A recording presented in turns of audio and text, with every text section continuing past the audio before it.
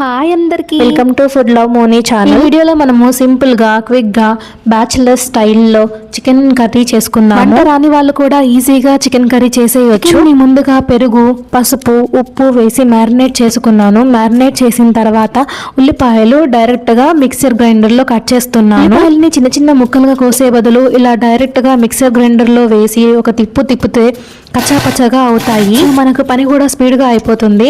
అలాగే నేను టమాటాలని కూడా మిక్సర్ గ్రైండర్ లో వేసి కచ్చాపచ్చాగా నూరేసాను. రెండు ఇలా కచ్చాపచ్చాగా చేసుకున్న తర్వాత ఇంకా మనము ప్యాన్ పెట్టేయాలి. ప్యాన్ పెట్టేసిన తర్వాత ప్యాన్ లో ఆయిల్ వేసాను. స్టీల్ ప్యాన్ కదా, ఆయిల్ ని అన్ని వైపులా తిప్పాలి.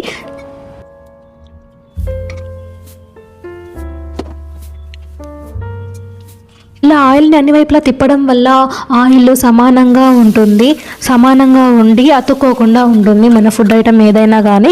అందుకని స్టీల్ ప్యాన్లో చేసినప్పుడు అలా ఆయిల్ని గుండ్రంగా తిప్పాలి.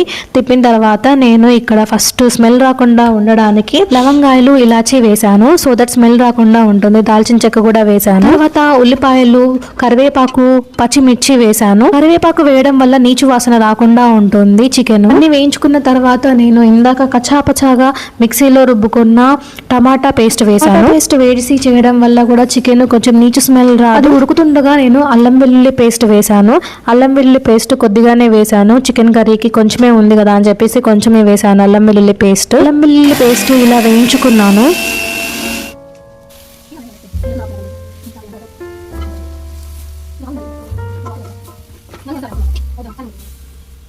మీరు అల్లం వెల్లుల్లి పేస్ట్ మీ సొంతంగా తయారు చేసుకుంటారా లేదా బయట ప్యాకెట్స్ వాడతారా కామెంట్ చేయండి. పోతే ఎవరి దగ్గరైనా కొనుక్కుంటారా? అల్లం వెల్లుల్లి పేస్ట్ వేసి వేయించుకున్న తర్వాత చికెన్ ముక్కలు వేసాను. ఇలా చికెన్ ముక్కలన్నీ పెరుగులో నానబెట్టడం వల్ల టెండర్గా జ్యూసీగా అవుతాయి. మన చికెన్ కర్రీ ఈజీగా కుక్ అవుతుంది. అది ఒక టిప్. ముక్కలన్నీ వేసి చికెన్ని అలా ఒకసారి తిప్పాను. అలా తిప్పేసిన తర్వాత ఈ స్టేజ్లో నీళ్లు పోయకూడదు. నీళ్లు పోయకుండా మూత పెట్టి ఉడికించుకోవాలి.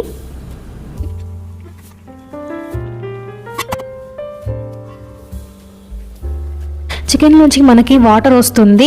సో అందుకని ఒక చుక్క కూడా నీళ్లు వేయకూడదు ఫస్ట్ మనము ఉడికించుకునేటప్పుడు. విధంగా వాటర్ వచ్చేంత వరకు మనం మీడియం ఫ్లేమ్లో అయినా పెట్టి ఉడికించుకోవచ్చు. వాటర్ వచ్చేసిన తర్వాత కొంచెం సిమ్లో పెట్టుకొని ఉడికించుకోవాలి. సిమ్లో పెట్టుకొని ఉడికించుకోవడం వల్ల వాటర్ అక్కడే ఉంటుంది అండ్ మన ఆవిరి కూడా అక్కడే ఉంటుంది. అలా ఉండడం వల్ల చికెన్ మొత్తం కొంచెం వాటర్కి కుక్ అయిపోతుంది. నేను చివరిలో కూడా కొంచెం వాటర్ వేసాను. సో నాకు ఎక్కువ గ్రేవీ కావాలి, అందుకని వాటర్ వేసాను. నేను చికెన్లో ప్రోటీన్ ఉంటుంది. ఇందులో కార్బోహైడ్రేట్స్ ఏమీ ఉండవు. సో ప్రోటీన్ కావాలనుకునే వారు ఎక్కువగా చికెన్ తీసుకోవచ్చు, నాన్ వెజ్ లవర్స్.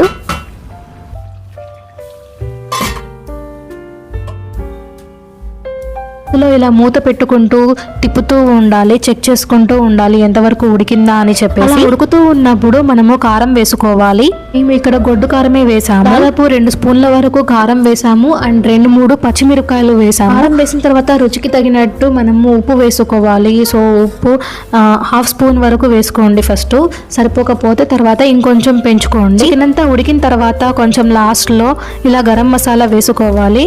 సో మాకు ఇంకొంచెం వాటర్ గ్రేవీ కావాలి, అందుకని మేము ఇంకా కొంచెం వాటర్ పోసేసాము. వాటర్ పోసి ఉడికించుకున్నాము.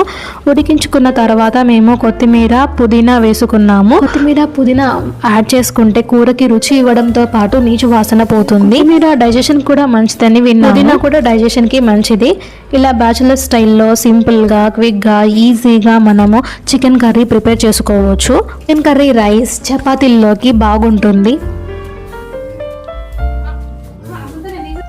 పండుగ సందర్భాల్లో అయితే గారెల్లోకి చికెన్ కర్రీ చేసుకొని తింటారు. ఆ టైంలో యమ్మీగా ఉంటుంది గారెలు, చికెన్ కర్రీ.